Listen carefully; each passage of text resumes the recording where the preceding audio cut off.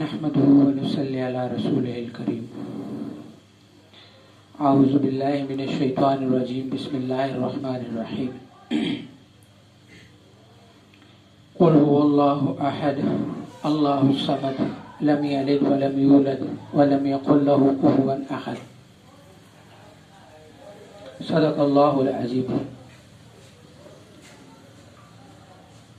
میرے بھائیوں، دوستوں اور واجب الاحترام ساتھیوں، اللہ رب العزت کا بہت بڑا احسان ہے کہ اللہ رب العزت نے اس گئے گزرے دور کے اندر ہمیں اپنا نام کہنے اور سننے کے لیے اکٹھا فرمایا ہے. اس چیز کے اوپر ہم جتنا بھی اللہ کی ذات کا شکر ادا کریں وہ کم ہے، کیونکہ نیکی کی طاقت بھی اللہ ہی دیتا ہے اور برائی سے بچنے کی طاقت بھی اللہ ہی دیتا ہے. اللہ کے حکم اور ارادے کے ساتھ ہی سارے کام ہوتے ہیں. اللہ کے حکم اور ارادے کے بغیر کوئی بھی کام ممکن نہیں ہے. چیزیں جو ہیں وہ وسیلہ بنتی ہیں. وسیلے ہی کو سب کچھ سمجھ لینا یہ بھی غلطی ہے، اور وسیلے کا انکار کرنا یہ بھی غلطی ہے. یعنی کہ کوئی انسان یہ کہے کہ کھانا ہی بھوک مٹاتا ہے تو وہ بھی غلطی پر ہے، اور کوئی یہ کہے کہ کھانا کھانے کی ضرورت ہی نہیں ہے وہ بھی غلط ہے. کھانا انسان کھاتا ہے لیکن بھوک اللہ مٹاتا ہے. دوائی انسان کھاتا ہے لیکن شفا اللہ ہی دیتا ہے. پانی انسان پیتا ہے لیکن پیاس اللہ ہی بجھاتا ہے. ایسے دنیا کے جتنے بھی نظام ہیں اس کے لیے وسیلہ اللہ بنائے گا. ہم وسیلے کو کل سمجھ لیں گے تو یہ ہماری غلطی ہے، اور وسیلے کا انکار کریں گے تو بھی غلطی ہے. اسباب کا انکار نہیں ہے. اسباب کا استعمال جنگ حنین کے اندر جناب نبی کریم صلی اللہ علیہ وسلم نے 2 ذرائع پہنی. کیا ان سے زیادہ کسی کو توکل تھا یا ہے؟ تو یہ جتنی بھی چیزیں ہیں اسباب کے درجے میں ان کا استعمال ضروری ہے. پھر جیسے کہ نبی کریم صلی اللہ علیہ وسلم نے فرمایا، وہ ایک صحابی رضی اللہ تعالیٰ نماز پڑھنے کے لیے مسجد میں آئے تو پوچھا کہ اونٹ کا کیا کیا؟ تو عرض کی کہ یا رسول اللہ وسلم ایسے اللہ کے توکل پہ چھوڑا. تو فرمایا کہ پہلے اونٹ کو نکیل کے ساتھ باندھو پھر اللہ پر چھوڑو.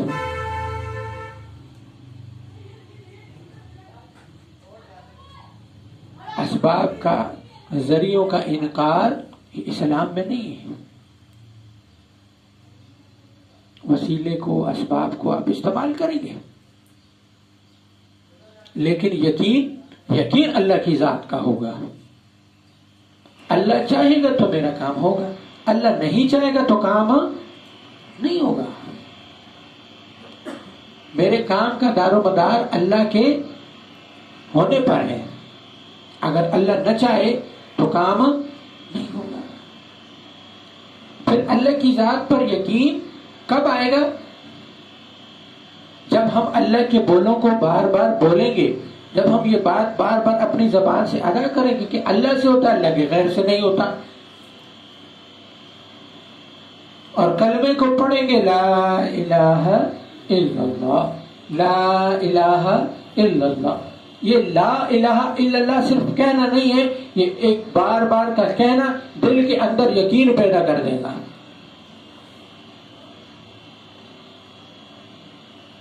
کہ کائنات کا جتنا بھی نظام ہے وہ اللہ کی سوا کو چلا نہیں سکتا.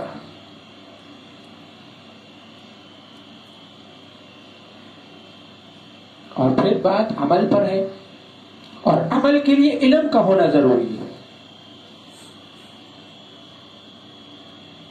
میں نماز پڑھ رہا ہوں، میری نماز ٹھیک ہے،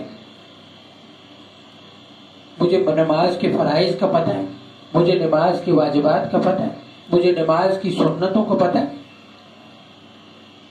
چلے سنتیں تو چھوڑ دیں، لیکن فرائض اور واجبات اگر چھوٹ جائیں تو نماز کا کیا طریقہ کار ہے، اس کو میں پورا کیسے کروں گا؟ وضو کے فرائض کتنے ہیں، وضو کے واجبات کتنے ہیں، غسل کے فرائض کتنے ہیں؟ علم کے بغیر عمل وہ کسی کام کا نہیں ہے. اس لیے ہمیں اپنے عمل کے لیے دین اس چیز کا نام نہیں ہے کہ ہم دوسروں پر فتوے لگاتے رہیں، ایک دوسرے کے پیچھے لگے رہے، سنی لگ رہے کہ وہابی ایسے ہیں، وہابی لگ رہے کہ سنی ایسے، دیوبندی لگ رہے بریلوی کافر ہے، بریلوی لگ رہے دیوبندی کافر ہے. دین اس چیز کا نام نہیں ہے. دین میں علم اس چیز کا نام ہے کہ میں جو عمل کر رہا ہوں، میں جو زندگی گزار رہا ہوں، اس میں شریعت کا کیا حکم ہے، اس میں شریعت کا کیا حکم ہے. پھر کسی کی جنت اور دوزخ کے اوپر تو فیصلہ ہم کر بھی نہیں سکتے ہیں، وہ تو کوئی بھی نہیں کر سکتا، چاہے کوئی بزرگ ہے چاہے کوئی ولی ہے، کیونکہ جنت اور دوزخ وہ اللہ کا فیصلہ ہے. نیت کا دار و مدار وہ اللہ کا فیصلہ ہے. کوئی بھی انسان نیت کے بارے میں بتا نہیں سکتا. نیت کے فیصلے اللہ کے فیصلے ہیں، اور یہ ہماری عقائد کی کتابوں میں لکھا ہوا ہے. یہ ہمارا عقیدہ ہے کہ ہم کسی بھی مسلمان کو، کسی بھی اہل قبلہ کو ہم کافر نہیں کہیں گے، ہم جنتی اور جہنمی نہیں کہیں گے.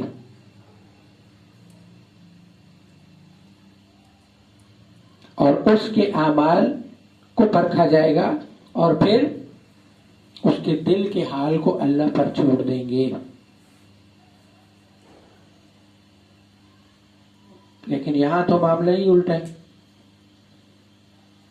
یہاں تو وہ حضرت والی بات ہے، جنت اور دوزخ جیب میں پڑی ہوئی ہے، اس کو تقسیم کر دی، اس سے لے لی.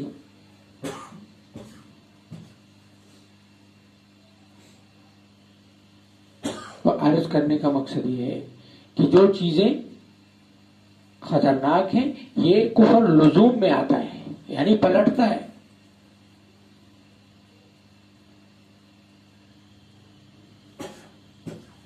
اس میں سمجھنے والی چیز ہے.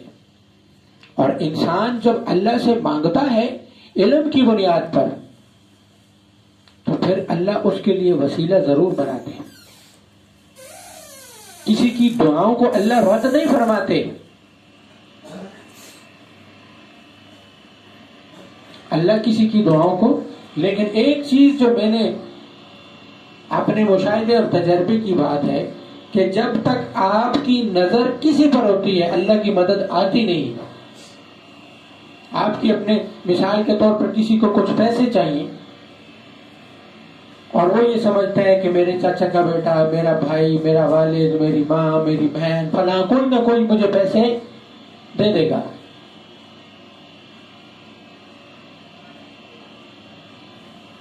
تو تب تک اللہ کی مدد نہیں آتی.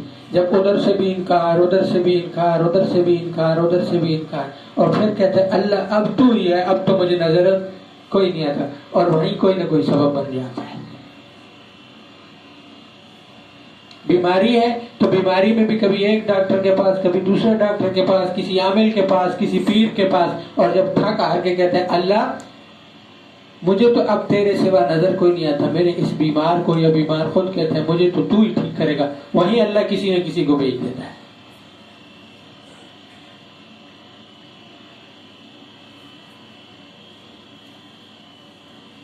تو جب تک آپ کی نظر دنیا کے اسباب پر، یعنی کلی طور پر ہوگی، اللہ کی مدد نہیں آئے گی. اور جب آپ اللہ سے مانگیں گے کہ اللہ مجھے تیرے سوا نظر کوئی نہیں آتا، اللہ میرا تیرے سوا کوئی نہیں ہے، اس وقت اللہ کی مدد آ جاتی ہے. اللہ کی مدد حاصل کرنے کا یہ طریقہ ہے.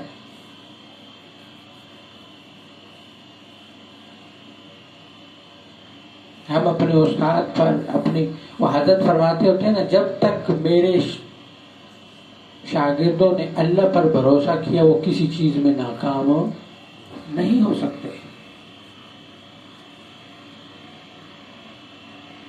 استاد کو، پیر کو، ان کو ہم ذریعہ سمجھ سکتے ہیں لیکن کل نہیں سمجھ سکتے.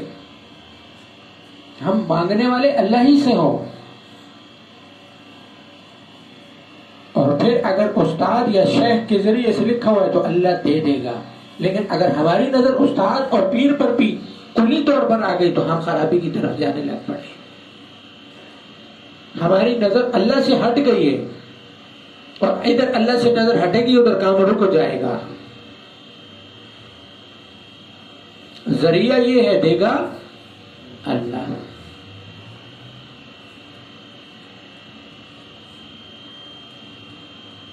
ہم نے یہ چیزیں عوام کے اندر ان کو پتہ نہیں ہے کہ بھئی یہ چیزیں معاملات ہیں. امت اور عوام پریشان، ہم کس کے پاس جائیں، کس کی سنیں؟ کوئی کیا کہتا ہے، کوئی کیا کہتا ہے. حضرت فرماتے ہیں کہ خالی تقریروں سے بات نہیں بنے گی، کام کر کے دینا پڑے گا.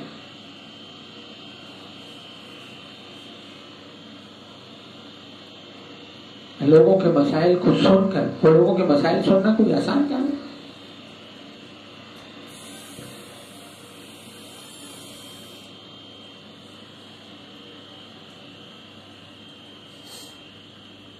اس لیے ان ساری چیزوں میں جو سمجھنے والی بات ہے وہ یہی ہے کہ حاکم کل اللہ کی ذات ہے.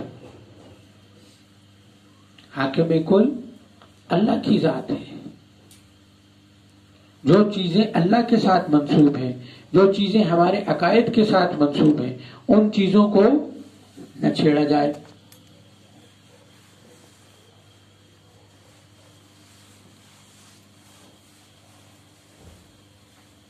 کچھ چیزیں ہمارے عقائد میں موجود ہیں لیکن ہم ان کو، ہمارے عقائد میں ایک چیز یہ بھی موجود ہے کہ ہم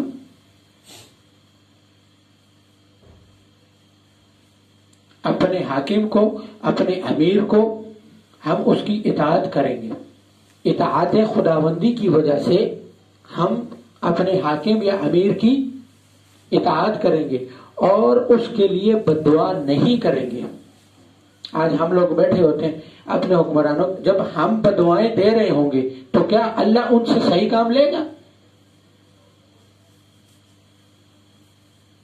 خیر کی دعا مانگیں گے، اس کے پیچھے حکمت سمجھ میں آتی ہے. بڑوں نے باتیں ایسے نہیں لکھ دی ہیں. امام طحاوی رحمۃ اللہ علیہ نے یہ مسئلہ لکھا ہے اور آپ کے قرآن سے ثابت ہے. وَآتِوا اللَّهَ وَآتِوا الرَّسُولَ وَأُولِي الْأَمْرِ مِنْكُمْ. تو اولی الامر کون ہے؟ پھر اس کے بعد کہ ہم گناہ کی باتوں میں ان کی اتباع نہیں کریں گے لیکن جائز امور کے اوپر ان کی اطاعت ہمارے اوپر فرض ہے. پھر اگر وہ ٹھیک نہیں ہے تو ہم اپنے اعمال بھی دیکھیں، اپنے بھی گریبان میں جانگ لیں ہم کتنا ٹھیک ہیں. میرے سمیت کتنے لوگ ٹھیک ہونا چاہتے ہیں؟ حاکم تو کوئی بھی آئے گا لیکن ہمارے ٹھیک ہونے کے ساتھ معاملات بنیں گے.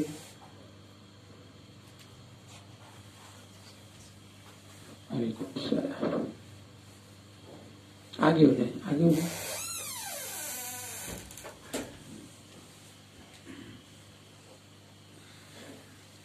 کیونکہ نبی کریم صلی اللہ علیہ وسلم نے فرمایا جیسے امت کے اعمال ہوں گے اللہ حکمران بھی صحیح دے گا. اور حکمران بناتا کون ہے؟ اللہ بناتا ہے. ہم آج ہمارے یہاں کہتے ہیں جی فوج نے بنا دیا، امریکہ نے بنا دیا. وہ پر اللہ نہیں ہے. امریکہ کی پاور اتنی آ گئی کہ اس نے کسی ملک کا حکمران بنا دیا. امریکہ کا حکمران بھی وہی بنے گا جسے اللہ چاہے گا. لیکن بات یہ ہوگی کہ آپ کے اعمال کیسے ہیں. امت کے لوگوں میں سے کتنے لوگ عمل کرنے والے، کتنے لوگ اللہ کو راضی کرنے والے، کتنے لوگ نبی صلی اللہ علیہ وسلم کے طریقے پر چلنے والے، کتنے لوگ دوسرے کا احساس کرنے والے.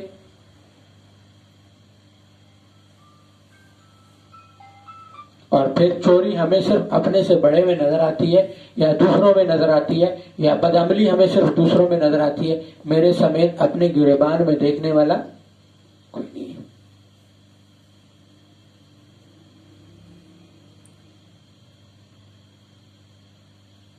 جہاں تک سمجھ میں آتی ہے وہاں تک دین پر، اسلام پر چلتے ہیں، اس سے آگے بس اللہ معاف کرنے والا ہے. یہ بھی چیز ہے کہ ایک انسان کو توبہ کا دروازہ نہیں چھوڑنا چاہیے. جس وقت بھی غلطی ہو بندہ اللہ کے ساتھ جڑ جائے، اللہ مجھے معاف فرما. اور ایک سب سے بڑی غلطی جو ہم سب کے اندر ہے کہ ہم اپنے عیب دوسروں کو بتاتے ہیں. اور بعض لوگ تو فخر سے بتاتے ہیں، میں نے فلاں وقت فلاں کام کیا. اگر معاشرہ اس کو برا نہیں سمجھتا تو شریعت کے اعتبار سے تو وہ غلط ہے. یعنی ایک مثال لے لیں، کہیں کوئی شادی ہے، وہ کہتا ہے کہ میں نے فلاں جگہ پر ڈانس کیا فلاں، یہ تو شریعت کے، تو آپ اپنے گناہ کا گواہ بنا رہے ہیں. اور پھر بعض اوقات نیک لوگ یہ بات کر رہے ہوتے ہیں جو کہ جی میں نے فلاں وقت گناہ کیا تھا، اللہ مجھے معاف فرمائے. اب معافی بھی مانگ رہے ہیں اور ساتھ میں گواہ بھی بنا رہے ہیں. تو اللہ ویسے تو شاید معاف بھی کرے گا، لیکن یہاں جو گواہ آپ نے چھوڑ دیا اس کا کیا بنے گا؟ اس کو تو یاد رہے گا. تو گناہوں کی معافی اللہ سے مانگی جاتی ہے، نہ کہ تو دروازے سے ہٹ جائے نا، تاکہ دروازہ کوئی کھولے کرے تو آگے آگے ہو جائے اور آگے ہو جائے.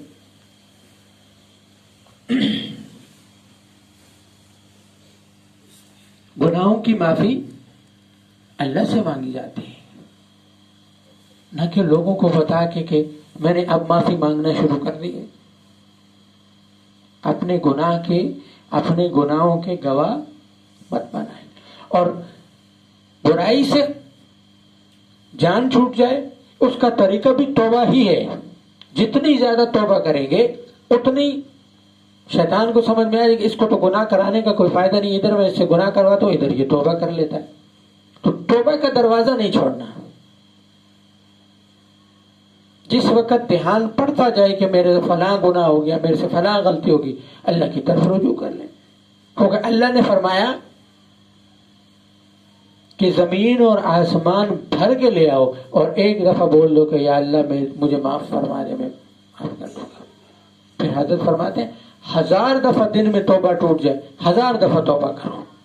ہر دفعہ آپ کا ارادہ یہ ہو کہ آئندہ نہیں کروں گا، پھر ٹوٹ جائے، پھر وہ شیطان وسوسہ پتہ کیا ڈالتا ہے؟ وہ کہتا ہے تو تب تک توبہ نہ کر جب تک پکا ارادہ نہ کر لے، پکی توبہ نہ کر لے. آپ ہر دفعہ پکی ہی کریں، باقی ٹوٹ جائے تو وہ انسان کمزور ہے. معصوم تو ہم نہیں بن سکتے، معصوم نہیں بن سکتے. کثرت ذکر کے ساتھ کوئی معصوم نہیں بنے گا. کثرت ذکر، یہ جو آپ حضرات کو جو لوگ ہمارے ساتھی کر رہے ہیں، کثرت ذکر کرانے کی وجہ یہ ہے کہ کثرت ذکر کی وجہ سے منافقت میں سے نکل جائیں گے. آپ صلی اللہ علیہ وسلم نے فرمایا منافق کی ایک نشانی ہے، وہ کثرت ذکر کر نہیں سکتا.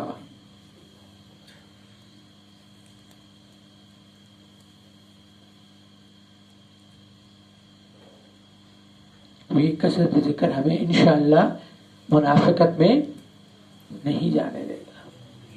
اور اس ذکر کی وجہ سے اللہ رب العزت دنیا کے معاملات کو بھی ٹھیک کریں گے اور آخرت کی بھی انشاءاللہ ٹھیک کریں گے.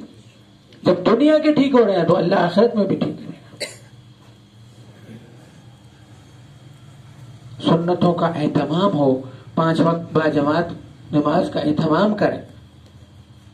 اور چیزوں کو کوئی بھی کسی بھی چیز کو دین سمجھتے ہوئے کرنا ہے تو اس کی تحقیق اچھے طریقے سے کر لیں.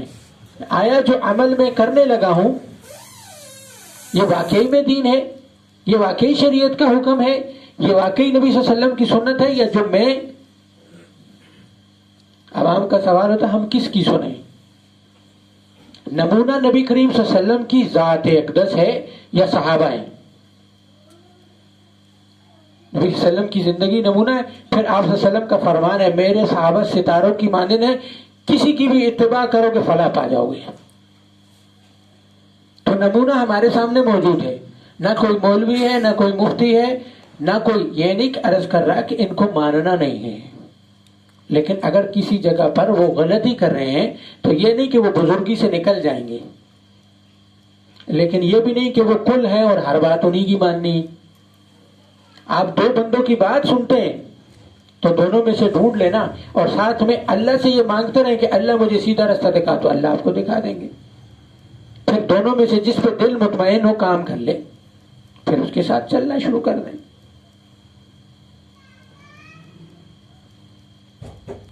جب بندہ اللہ سے ہدایت مانگتا ہے، چلنا شروع کرتا ہے، تو ایسا ہو نہیں سکتا کہ اللہ ہدایت نہ دے. اور بات یہ ہے کہ علماء کی اختلاف کی وجہ سے علماء کو برا بھلا کہنا یہ بھی ٹھیک نہیں ہے. یعنی آپ ایک عالم کے پیچھے چل رہے ہیں، ایک مولوی کے پیچھے چل رہے ہیں، ایک مفتی صاحب کے پیچھے چل رہے ہیں، ایک پیر صاحب کے پیچھے چل رہے ہیں، تو اگر دوسرے کے اندر دوسرے سے کوئی غلطی ہو گئی ہے تو یہ نہیں، بڑے آپس میں اختلاف رکھتے ہیں، چھوٹوں کا یہ کام نہیں ہے کہ وہ ان کے خلاف بولے. جیسے آج کل عوام میں چلا ہوا علماء کے اوپر گالیاں اور ادھم مچا ہوا ہوتا ہے، یہ ٹھیک نہیں ہے. آپس میں اتفاق، محبت، رشتوں کے اندر، مسالک کے اندر، ہاں جی، یہ تفرقے بازیاں ختم ہونی چاہیے. اب جس کا جس چیز پر دل مطمئن ہے وہ وہی کام کرے، لیکن جھگڑا نہ کرے. قبول کس کا ہے کون جانتا ہے؟ کسی کے دل کی حالت کیا ہے، اللہ کے ساتھ کیسے جڑا، یہ تو اللہ کا معاملہ ہے، اللہ اور بندے کا معاملہ ہے.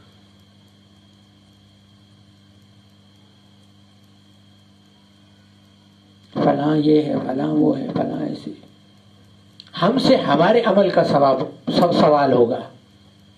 میں نے کتنی نمازیں پڑھی،